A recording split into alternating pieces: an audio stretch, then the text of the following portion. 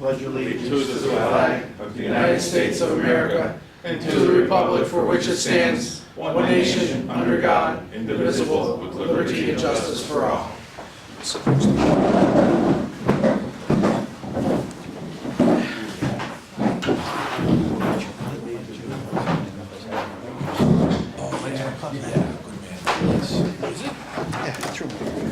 Good afternoon, everyone.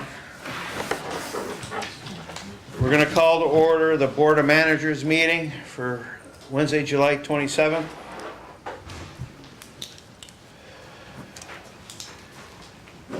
I'm going to need a motion for the approval of the minutes from last meeting. Is there a second? Second. All in favor? Aye. Aye. The opportunity for the public to address board agenda items only. See, no? Okay. Okay, the Juvenile Detention Center report, 18-2012. Mrs. Stein? Good afternoon. Good afternoon. Current juveniles at the detention center, states on that, I believe 3. We're now up to 6. May admissions, we're at 16. Year-to-date, 77. Days of service, we're at 122. Overtime is at $7,683.37 due to staff. The hour breakdown is there. The only thing that's really worth noting is we're having a PREA audit on July 30th and 31st. And that concludes my report. When's the pre-audit, July 31st? 30th and 31st. Okay. Any questions for Mrs. Stein? Motion to accept her report? So moved. Second? All in favor? Aye. Thank you. Thank you, Mrs. Stein. Opportunity for the public to address the board. Members, other business? Motion for adjournment from the Board of Managers meeting? So moved. Second. All in favor? Aye. Okay, this concludes the Board of Managers meeting. And on to the prison board meeting for Wednesday, June 27th. An approval from the minutes from the last meeting. We need a motion to approve. Is there a second? Second. All in favor? Aye. Aye. Opportunity for the public to address the board on agenda items only. Okay. Okay, now we're going to go on to the motion, 18-1026, motion to approve all current payables for the Community Correction Center, Juvenile Detention Center, and the prison. Anybody like to make that motion? So moved. Is there a second? All in favor? Aye. Aye. Okay, Mr. DeBilio, on to the controller's report. Thank you. The Controller's Office reviewed the prison inmate and canteen account reconciliations, which were prepared by the Prison Business Office for the month of May of 2018, and found no discrepancies between the reconciliations and the bank statements. The balance in the inmate account was $341,679.84 as of May 31st, 2018. The balance in the canteen checking account was $504,618.80 as of May 31st of 2018. And in addition, as of May 31st, 2018, the canteen account owned 2 certificates of deposit, one valued at $15,000 and the other at $131,910.21, which totaled $146,910.21. And that concludes my report. Thank you, Mr. DeBilio. Anybody have any questions for Mr. DeBilio? Motion to accept his report? So moved. Second. Second. All in favor? Aye. Aye. Community Correction Center report, Mr. Jeffers. Good afternoon, Board. Good afternoon. The Community Corrections Report for May 2018. Item 1, our program totals. Male work release had 35 participants. Female work release had 3. Adult house arrest had 113 participants, and juvenile house arrest had 19 participants. Item 2, our program's revenues for the month of May totaled $72,477.07. Our program's expenses totaled $141,264.76. Item 4, our program completions. Work release had 14, house arrest had 30. Number 5, our program violations. Work release had 5, house arrest had 11. Item 6, our program warrants. Work release has 8, house arrest has 3. Item 7, our budget report for the year so far. Overtime is at 58%, expenses at 41%, and revenue is at 45%. That concludes my report, Mr. Chairman. Thank you. Any questions for Mr. Jeffers? Okay, motion to accept Mr. Jeffers' report. Second? Second. All in favor? Aye. Aye. Thank you. Thank you, Mr. Jeffers. Okay, Mr. Betty, the warden's report. Good afternoon. The average daily in-house population for the month of May was 805 inmates. The overtime report, out-of-county boarding, and community service reports are attached. The staffing update, currently our corrections officers' numbers break down to 167 uniformed staff on shift, 1 out on workers' comp, 3 out on administrative leave, and 9 vacancies for a total of 180 officers. Additionally, I'd like to extend congratulations to Dominic Tricolo. He's been promoted to the rank of sergeant. Sergeant Tricolo is a 12-year veteran of the prison, and I'm sure that his experience will serve him and the prison well. Hiring process, I continue to work on modifying the hiring process and will submit a draft of the plan to the prison board at the next meeting, which is scheduled to be July 25th, for your recommendations, modification, and/or approval. GED, an RFP was recently advertised and a submission date has been set for Friday, July 6th at 4 p.m. FMLA, 24 officers have intermittent FMLA, which amounts to 13.7 of the correctional officers. Budget, as of May 31st, 2018, revenue is at 38% and expenses are at 44%. Juvenile inmates, currently we're housing 2 males and 1 female juveniles. Inmates at or past their minimum date, 33. We have 7 with no home plan, 9 parole denied due to unacceptable home plan or misconduct. 5, the home plan was submitted and we're awaiting parole. 11 have been remanded for the balance of their sentence, and 1, that individual is still in New Jersey now. It's, I think, about 5 months now. Extraordinary occurrence reports. There were 5 extraordinary occurrences since the last prison board meeting. On 5/14, a state inmate had to be sprayed with OC due to a non-compliance with orders during a fight with another inmate. On June 1st, OC was used to disperse a fight between 4 female inmates after verbal commands and intervention failed. On 6/5, a county inmate had to be placed in the restraint chair for his own protection. He refused to be dressed in his suicide prevention smock after stating that he was going to hang himself. On June 10th, a county inmate assaulted another county inmate by striking her and pulling her hair. It was 2 females. On June 11th, a county inmate had to be placed into the restraint chair after attempting to cut his wrist. On June 25th, a county inmate covered his cell camera and refused to move it. Staff had to administer OC after numerous attempts to get him to leave his cell voluntarily. He was placed into the restraint chair for decontamination and for staff safety, obviously. PREA, there were 5 allegations of PREA violations in the month of May. All 5 allegations were of the nature of staff on an inmate.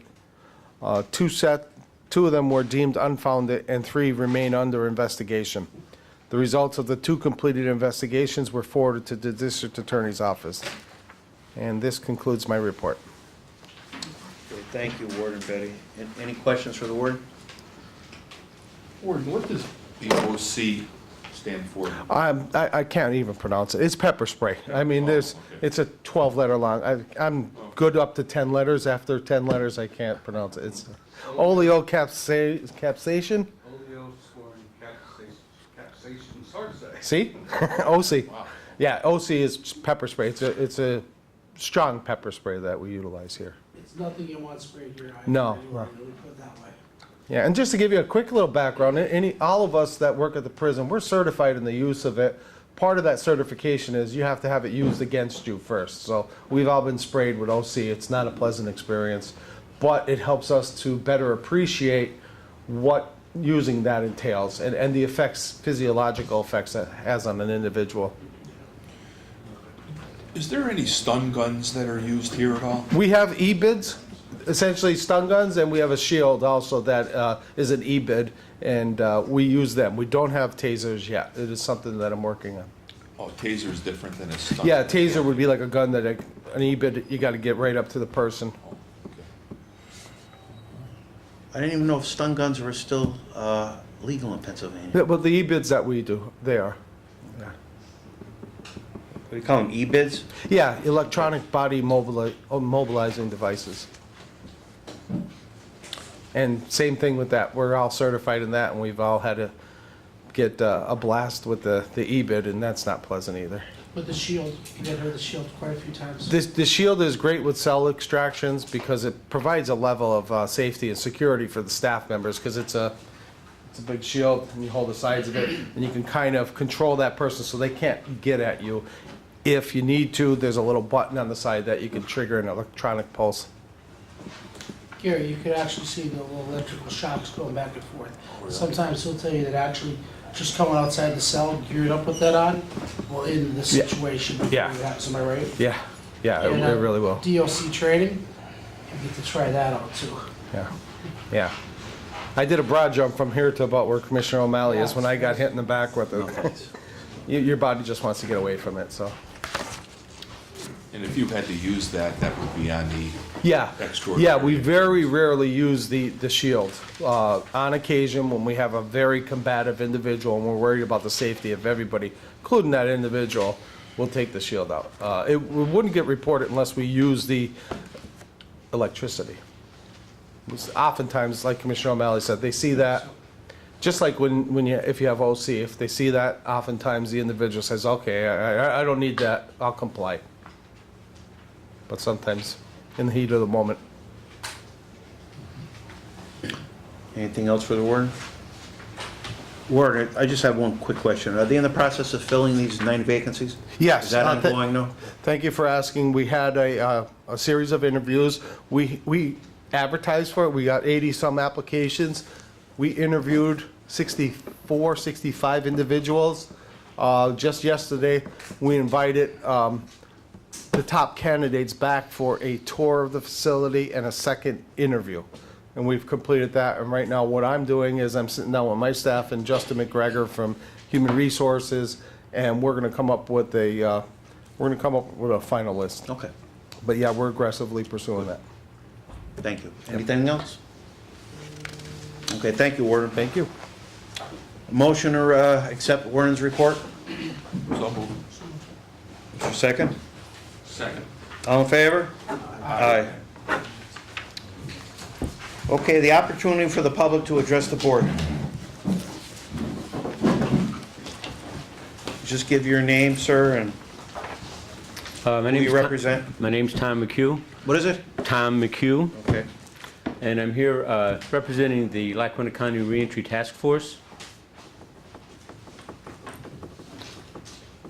Just wanted to come and make a little announcement that the Lackawanna County Reentry Task Force is in its second year of fundraising. As some of you hopefully know, the Reentry Task Force meets every other month, and our job is to help people that are reentering into the community, help them to overcome some of the impediments that they have to make a successful reentry into the community. Part of the Reentry Task Force is we have a housing subcommittee, and over the years we've identified the fact that one of the problems with the citizens reentering the community is sometimes when they first find appropriate housing, they have a difficult time financially to be able to put down a first month's rent and or security deposit. So financially it's a problem. So about 2 years ago, the subcommittee got together and said, let's see what we could do to raise some funds to try to develop some funds for people to be able to apply get some funding to get past that initial impediment of being able to afford housing. So last year was our first year at having this Lackawanna County Reentry Task Force Festival. We had it up at Naog Park. It raised $12,000 through sponsorships and some other little things, but we have over $12,000 that we've been using throughout the year now to help people. We've identified that we have an application process where people reentering in the community, if they found some place to live and needed the money, they fill out an application. It goes. We do a review, and if it's approved, then we can write a check out up to $800, and with that check would go to the landlord where the person has a place to live. So this is, I brought a little poster with me that I'd like to leave somewhere here, okay? And the festival this year is going to be held on August 19th up at Naog Park from 11 to 3. We're having a 5K race this year from 11 to 12. One of our members, who happens to be the chief probation officer in Lackawanna County, is a little bit of a runner, so he wanted to have and I think Attorney Powell, did he hit you up yet? He's working on it. Okay, all right. Yeah. So 5K.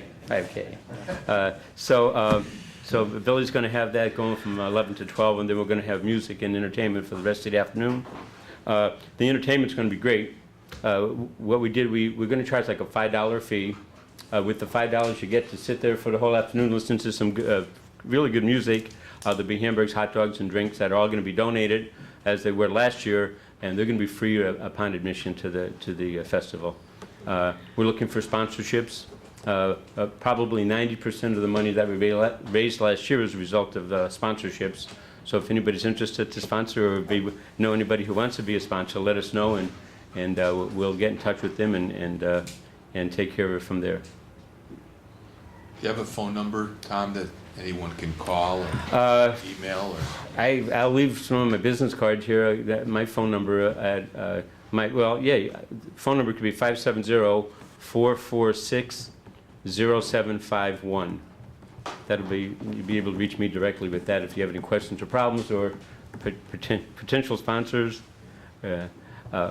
It worked out really well last night. The other thing that happened too is the pavilion down by the pool. We worked it out with the city where anybody who was able to attend the festival was able to use the pool free of charge last year, and that's going to be contingent on having lifeguards available August 19th. I guess they lose their lifeguards a little bit earlier than that. With kids going back to school and now, but it's you bring a folding chair, bring a blanket, sit outside at Naog, and enjoy the afternoon. It's a really good time. The people that were there last year really enjoyed it. We probably had about 10 or 12 other agencies, organizations that set up tables that provided resources for people that are trying to readjust in the community. EOTC. A number of other agencies were there for people that came and said, I need to know more about this, or I need some more help about this. We had tables there available for people. It far exceeded our expectations last year financially, but also impact that it had on the community. What time's the 5K race at? 11 to 12. Commissioner, and you're welcome to. We'll get a number one for you if you'd like. I'll talk to Mr. McCarthy. It's all being safe to see Tell Marathon. Let me just add the need for this. So our biggest risk when someone gets out is they offend again and they're back in the system. And it really is three components: transportation, housing, and jobs. And what Tom's program is doing is to try to fill one of those voids and get people in stable housing. And there are huge obstacles when someone gets out, not just financially, which Tom helps with, but the stigma of giving housing to some of these individuals. So any assistance will help reduce recidivism. Absolutely. Keep up the good work, Tom. Yes. Okay, thanks. Thank you. Any Thank other you. questions for Mr. McHugh? Thank you very much, Okay, Tom. thank Thanks for you. your good work. I'm just going to leave this here. That's right. Give it right to the board. The board, that'd probably be good for here. Yeah, we can hang that up on our. You got somewhere they get the court order? Yeah. Thanks. Thank you. Thank you. Good luck. Anybody else? Anybody else like to address the board?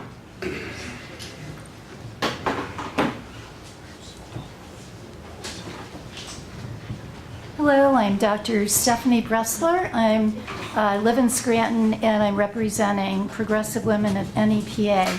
The first question I was going to ask you was about the food services contract, and I understand that that was approved at the commissioners' meeting. Is that correct? Yes, it was. Okay, and that will include milk being made available to Yes. the women? He's saying Okay, yes. all right, good news. We've That been is good waiting. news. It is good. They share milk on her, absolutely. Yeah, we've been waiting a long time for this to be approved.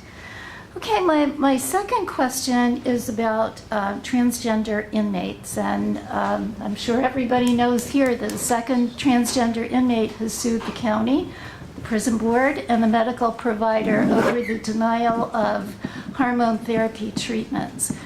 According to the National Commission on Correctional Health Care, transgender patients who received, inmates who received hormone therapy with or without a prescription prior to incarceration should have the therapy continued without interruption pending evaluation by a specialist, absent urgent medical reasons to the contrary. Hormone therapy should not be discontinued precipitously, as this will likely cause depression and anxiety.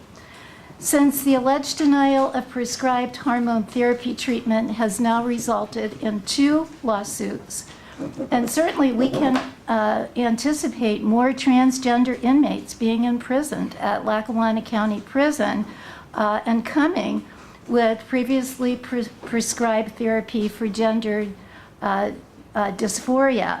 Will the board and the prison develop a policy pertaining to hormone therapy of gender dysphoria to ensure adequate treatment for transgender inmates? That's a question I believe should be deferred to our solicitor, doctor. Okay, I'm just asking, will you develop a policy so that that transgender people who come into this facility will have an expectation of adequate treatment? Well, the county certainly doesn't want to continue losing lawsuits Right. because of it, Yes,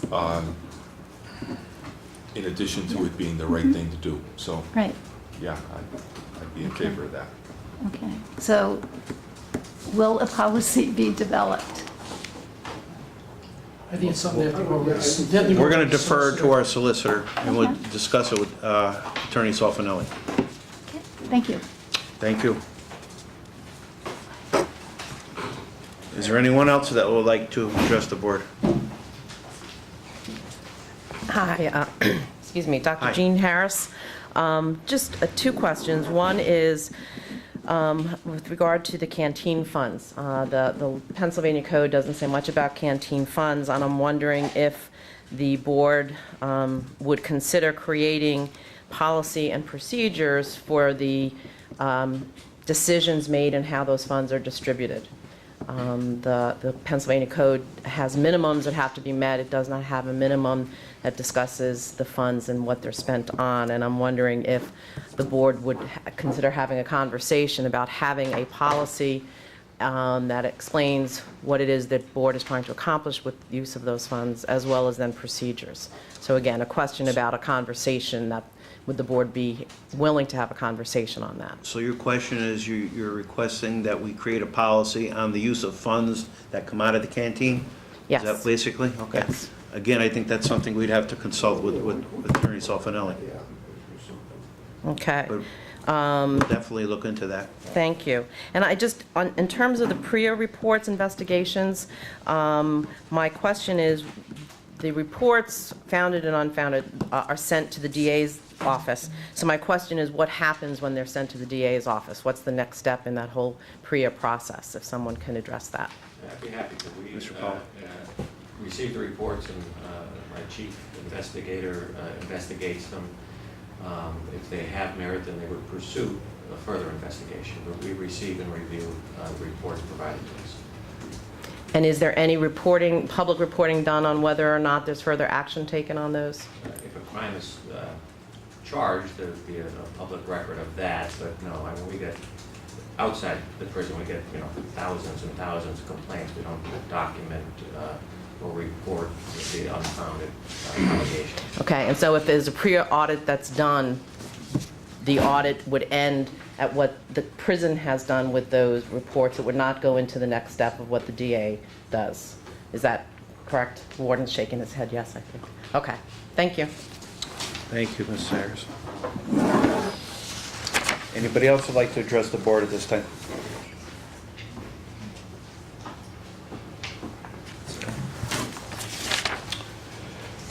Members, other business? Motion to adjourn. Second. All in favor? Aye. Thank you, everyone.